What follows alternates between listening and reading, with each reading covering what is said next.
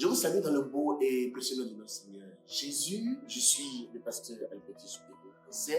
Et aujourd'hui, c'est le jour, c'est notre jour de rencontre normale. Je me suis rendu disponible afin que le Seigneur l'utilise pour nous parce que je n'ai pas du tout la prétention de croire que c'est seulement à vous que le Seigneur parle en m'utilisant. Non, le Seigneur me parle à moi aussi et c'est cela. Alors, sans plus tarder, nous allons prier. Seigneur, nous voulons compter sur toi, comme d'habitude. Sans toi, Seigneur, nous serions être là et nous ne pourrons pas atteindre l'objectif naturel pour nous, un objectif de vie. Nous voulons alors que tu coules, toi, vie, dans tout ce que nous allons faire, toi, la vie, dans tout ce que nous allons faire, afin que tout ceci te glorifie à la fin. Fais-le pour toi-même, fais-le et montre à Satan que tu es le chef. Fais-le pour notre joie, dans le nom puissant de notre Seigneur Jésus, nous avons prié. Amen. Alors, aujourd'hui, je vais, avec cette communication, certainement, en tout cas, c'est la direction que j'ai reçue. Ça peut changer parce que le Seigneur ne dépend pas de moi, c'est moi qui dépends de lui. Cette communication va clôturer le grand thème, la grande série qu'on a commencé il y a un moment de cela. Dans la dernière communication, j'ai parlé, qu'ils se souviennent que j'ai parlé du fils et de l'enfant.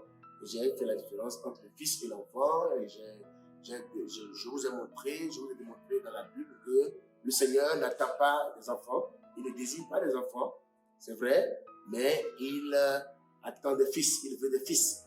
Lui-même étant fils, il veut être le premier de beaucoup de frères étant des fils, pouvant alors être au contrôle. Parce que le fils connaît qu'il est héritier, il sait qu'il est héritier, il connaît l'étendue de l'héritage et il sait aussi en prendre soin et prendre ses responsabilités pour qu'un usurpateur ne vienne pas s'infiltrer. Que le Seigneur bénisse. Alors, je vais vous lire un verset biblique aujourd'hui qui est mal interprété par les enfants de Dieu et nous allons commencer. Deutéronome chapitre 32. Deutéronome chapitre 32. Je vais lire à partir du verset 28. C'est une nation qui a perdu le bon sens et il n'y a point en eux d'intelligence. S'ils étaient sages, voici ce qu'ils comprendraient et ils penseraient à ce qui leur arrivera. 30. Comment un seul en poursuivrait-il 1000? Et 2 en mettra-t-il 10 000 en fuite? Si leur rocher ne les avait pas vendus, si l'Éternel ne les avait pas livrés. Gloire à Dieu, c'est très important. Vous savez, ce verset, généralement, a été mal interprété, mal compris. Et les enfants de Dieu l'ont utilisé pour dire, bon, le Seigneur utilise un enfant de Dieu pour chasser 1000 ennemis. D'accord? Et il utilise 2 enfants de Dieu pour chasser 10 000. Mais ce n'est pas le cas du tout. J'avoue que par le passé, moi-même, j'ai fonctionné comme ça et il faut être sincère.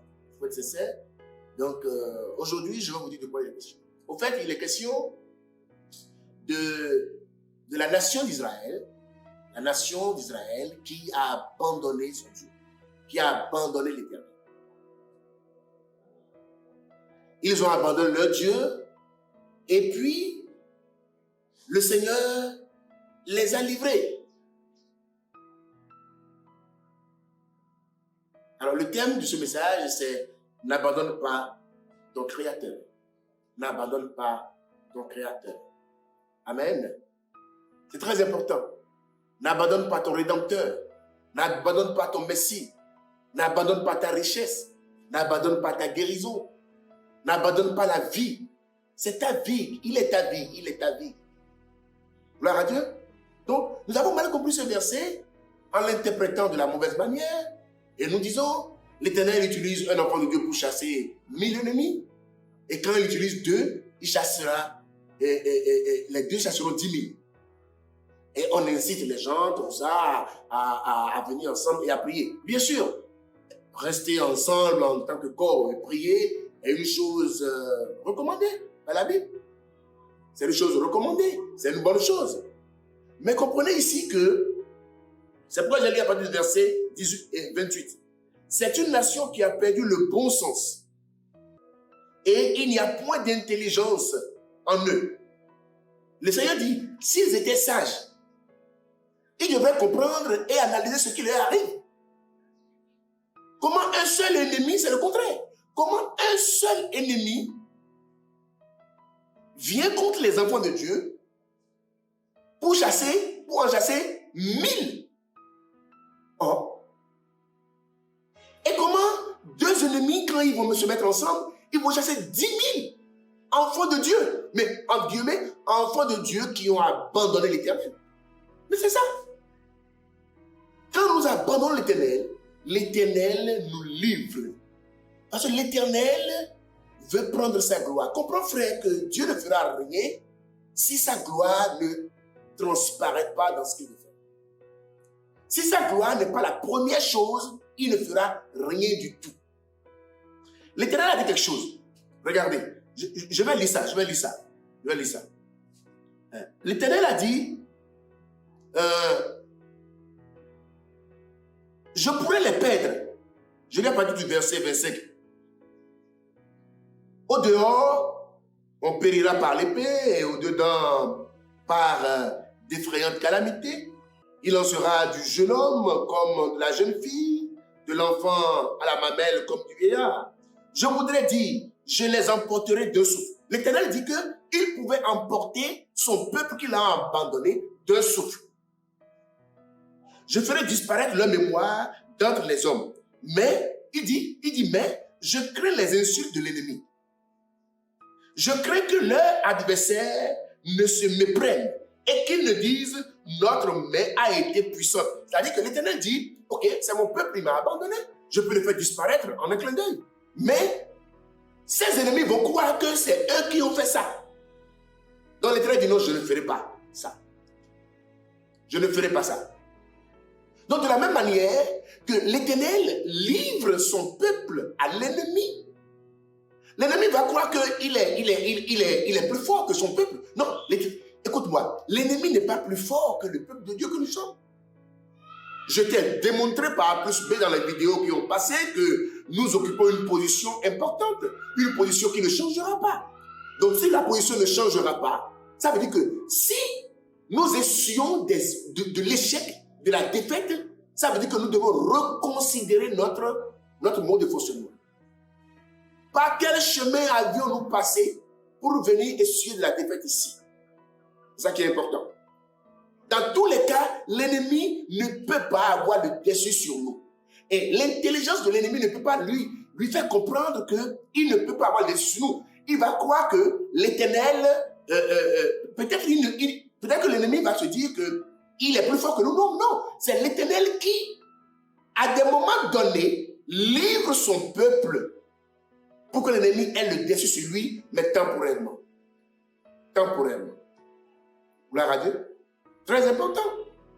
Donc, rappelle-toi, parce que si l'Éternel ne change pas les choses, j'ai reçu comme quoi, et cette vidéo sera la fin de la série, de la longue série que nous avons commencé, je crois, on a fait 2 mois. Je crois on a fait 2 mois. Et on a envoyé 2 vidéos par semaine. Alléluia. Donc, le mystère de Dieu, c'est Christ. Le mystère de l'Église, le mystère de Christ, c'est l'Église. Dieu a donné sa vie à Christ. C'est pourquoi Christ va dire, il n'a rien fait de lui-même, c'est Dieu qui a fait. Donc, Christ a donné sa vie à l'Église, parce que c'est l'Église qui est son mystère. Donc, l'Église ne devrait rien faire sans Christ. La vie de Dieu étant en Christ, la vie de Christ est dans l'Église. Par ricochet, la vie de Dieu est dans l'Église. Très important. Aujourd'hui, je suis en train de te montrer, parce que si l'Éternel a permis que nous ayons la vie de Christ, c'est parce qu'il veut que nous soyons semblables au Fils. Je l'ai dit dans la vidéo passée. Aujourd'hui, je viens à toi pour te dire que, à des moments donnés, si toi et moi, nous ne nous comportons pas bien et nous abandonnons le Seigneur est capable de nous livrer. C'est ce que j'aimerais que tu comprennes. Donc, si tu es en train d'essuyer échec sur échec, épreuve sur épreuve, difficulté après difficulté, reconsidère ta position. Reconsidère ta position. Reconsidère ton fonctionnement. L'Éternel, il se peut que l'Éternel soit en train de te livrer à l'ennemi parce que dans tous les cas, l'ennemi n'a pas de dessus sur nous. C'est l'Éternel qui nous livre d'abord, comme vous l'avez suivi dans l'exemple passé où j'ai donné l'exemple de Job. L'Éternel a livré à l'ennemi les biens de Job et sa santé. C'est pourquoi l'ennemi a pu toucher les biens de Job et sa santé. Donc, comprends aussi que toi et moi, nous avons une position très, très importante. Une position enviée par Satan. Une position jalousée par Satan. C'est pourquoi il sera en train de nous accuser sans nous condamner. Mais comment est-ce que tu fonctionnes?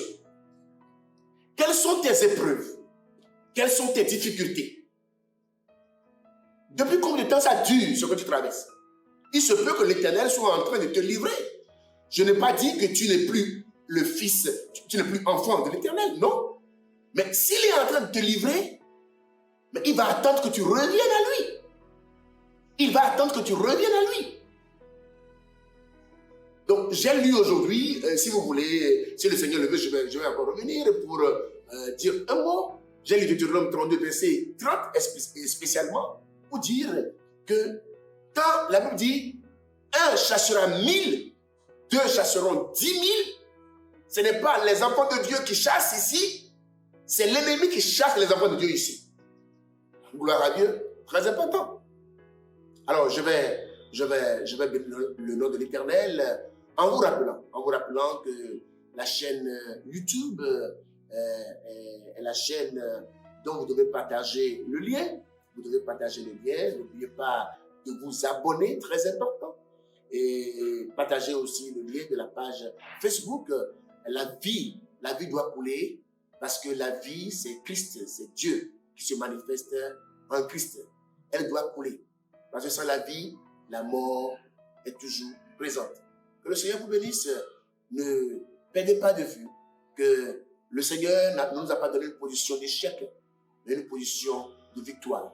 Et si tu es en train de traverser beaucoup d'épreuves, plusieurs épreuves, toujours les épreuves, difficultés, maladies ou ceci, reconsidère ta position. Il se peut que l'Éternel soit en train de te livrer, quoi que tu sois son fils. Que le Seigneur vous bénisse.